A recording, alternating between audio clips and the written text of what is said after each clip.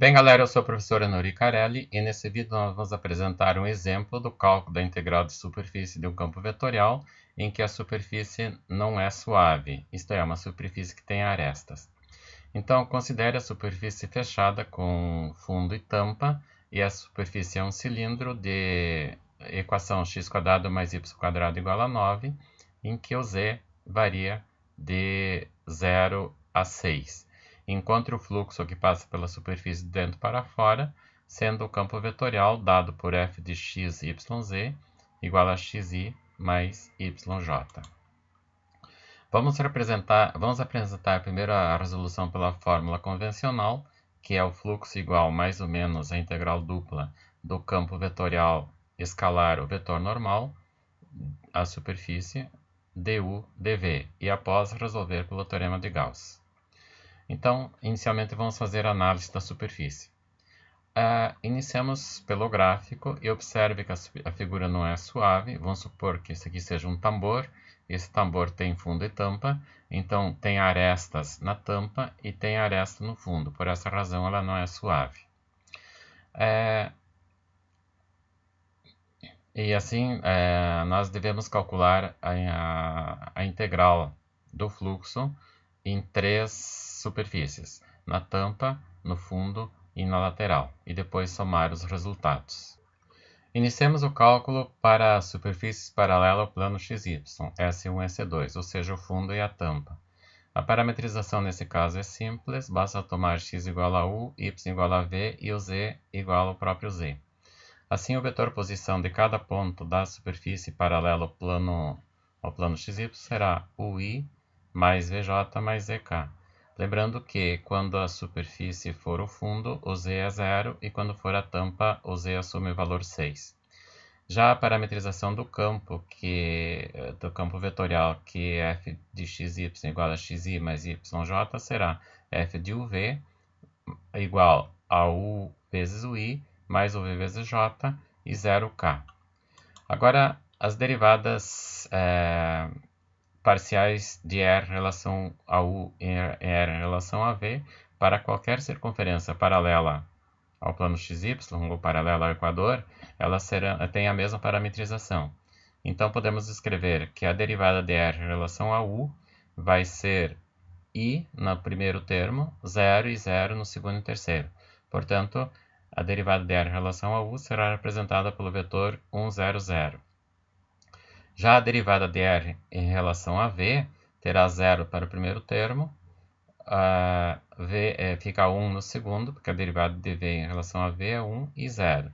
Aí ela será representada pelo vetor 0, 0, 0, 1 e 0. O produto vetorial dessas derivadas, então, será o determinante da matriz IJK na primeira linha, 1, 0, 0 na segunda, e 0, 1 e 0, que corresponde ao vetor dr de V na terceira linha. O determinante dessa matriz é K, que corresponde ao vetor 0, 0 e 1. Esse vetor aponta para o norte. Então, como o fluxo atravessa da superfície de dentro para fora, o sinal das integrais serão positivo na tampa e negativo no fundo, já que o fluxo atravessa de cima para baixo e o vetor aponta de baixo para cima. Então, cálculo em S1. O fluxo atravessa a superfície no sentido de n, logo a integral será, pela definição, o fluxo será igual à integral dupla do produto escalar do campo vezes o vetor normal de u de v. O produto escalar do campo é dado então pelo vetor uv0 vezes 0, 0 e 1, com a parametrização da superfície do disco, tanto seja ele da superfície como da tampa, tendo o teto igual a 0 e até 2π e o raio de 0 até 3. Mas o produto escalar aqui é 0, portanto, a quantidade de fluxo que passa pela tampa é 0. Já em S2, que corresponde ao fluxo, ele atravessa a superfície no sentido oposto ao n. Então, a integral será dada com um negativo na frente. É a integral dupla na região R do campo vetorial escalar ao vetor normal de u de v. Assim, o fluxo será dado pela integral dupla de 0 até 2π e 0 até 3, visto que a tampa é um disco de raio variando 0 até 3. O campo vetorial tem parametrização UV0 e o vetor normal tem parametrização 0, 0 e 1. E de novo nós temos 0 para a integral.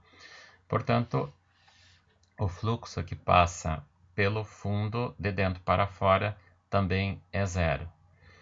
Vamos agora ver o fluxo que passa pelas laterais. Em S3, que é a lateral, a parametrização então será R de UV igual, aqui vamos usar a parametrização 3 cosseno de V para o X, 3 seno de V para o Y e U para o K. Aqui representa 3 cosseno de V, 3 seno de V, representa a circunferência de raio 3 e o U é da altura do cilindro. Vamos determinar o produto vetorial de R em relação a U e de R em relação a V. Então, na primeira linha, nós vamos pôr os vetores I, J, K. Na segunda linha, temos a derivada de R em relação a U. Então, dá 0 na primeira coluna, porque não tem U. 0 na segunda, porque também não tem U. E 1 na terceira linha, que corresponde à derivada de UK. Já a derivada de R em relação a V, o coeficiente do I é o 3 cosseno de θ, então a derivada será menos 3 seno de θ. O coeficiente de J é 3 seno de V, a derivada será 3 cosseno de V. E a derivada em relação a V no coeficiente de K é 0. O determinante dado, o cálculo do determinante resulta em menos 3 cosseno de V vezes o I, menos 3 seno de V vezes o J, mais 0K. Ou o vetor menos 3 cosseno de V, menos 3 seno de V, 0. Agora, vamos ver a orientação do vetor normal. Qual é o sentido do vetor normal? Então, o vetor normal é dado pela tripla menos 3 cosseno de V, menos 3 seno de V e 0. Vamos tomar V igual a π sobre 2. Então, vamos calcular menos 3 cosseno de π sobre 2, menos 3 seno de π sobre 2 e 0. Cosseno de π sobre 2 é 0, seno de π sobre 2 é 1, então o vetor normal no ângulo π sobre 2 é 0, menos 3 e 0. Se observarmos aqui no desenho, no ângulo π sobre 2 corresponde ao eixo y, sobre o eixo y, e em qualquer circunferência paralela ao plano xy e em qualquer altura, se nós traçarmos esse vetor, nós veremos que é um vetor que começa na superfície do lado externo e tem a direção do y negativo. Então é um vetor que aponta para dentro.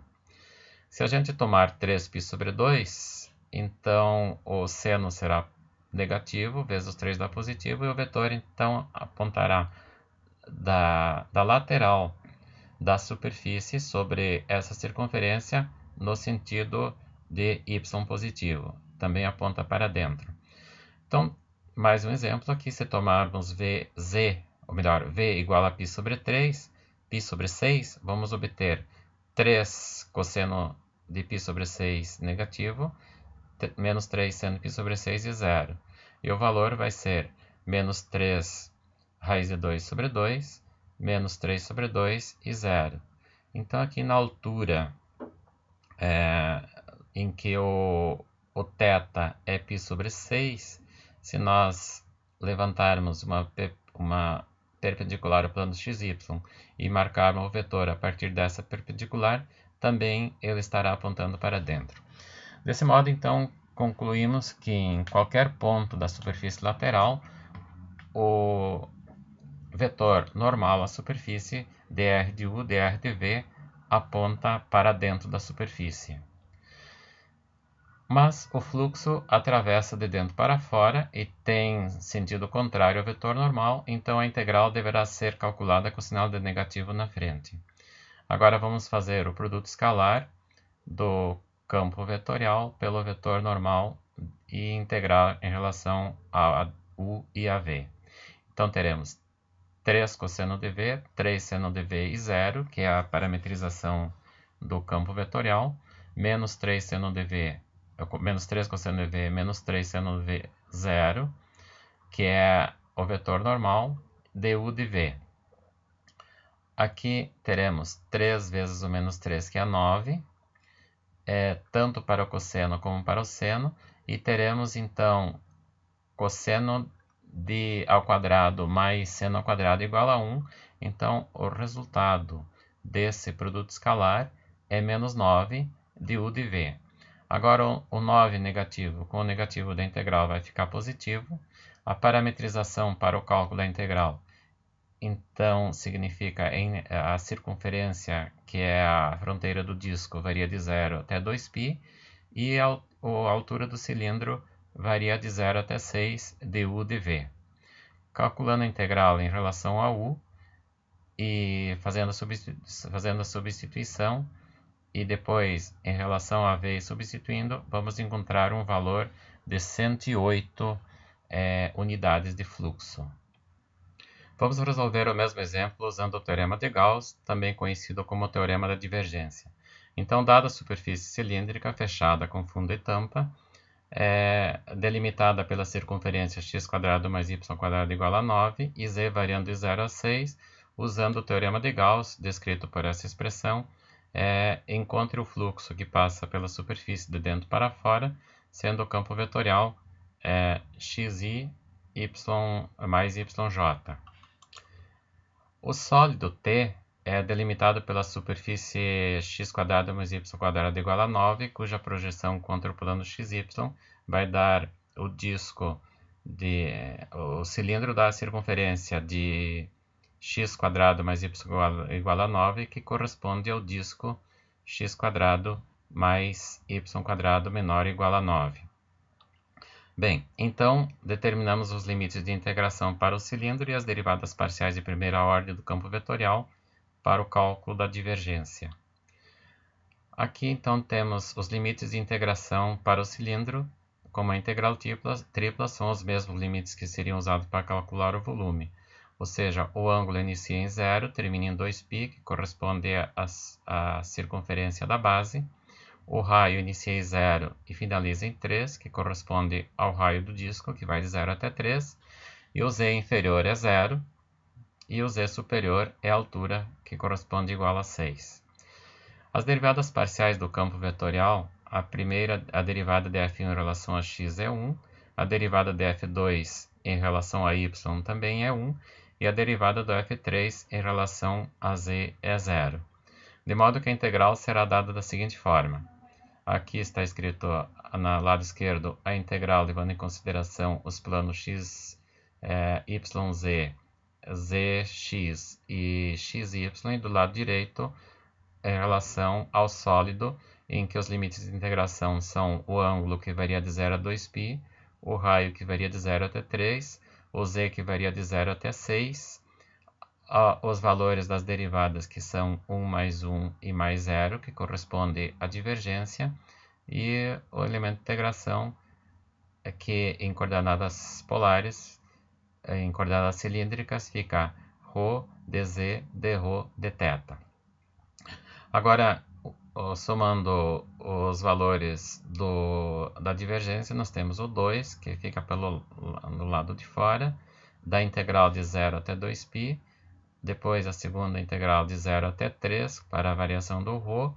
Integrando o dz, nós temos o z, com z variando de 0 até 6. Fazendo a imagem do limite superior menos inferior, vamos ter então 6, que fica então duas vezes a integral de 0 até 2π, com ρ variando de 0 até 3 na segunda integral, 6ρ dρ dθ. Integrando em relação a ρ, vamos ter 2 vezes a integral de 0 até 2π, de 6 sobre 2, ρ², com o ρ variando de 0 até 3 de θ. Aí, resolvendo essa integral, nós vamos ter duas vezes a integral de 0 até π. Aqui temos 3 na segunda, que é 9, vezes o 6 dividido por 2, sobra 27 de θ. A integral em relação a dθ é θ, de 0 a 2π. E o resultado final é 108 unidades de fluxos, que é o mesmo resultado obtido quando fizemos o cálculo do fluxo pela definição de integral de superfície em campos vetoriais. Com esse vídeo, nós finalizamos então a apresentação do cálculo da integral de superfície em campos vetoriais. No caso, o valor do fluxo. O próximo vídeo nós vamos mostrar o enunciado e como se usa o teorema de Stokes. Até lá!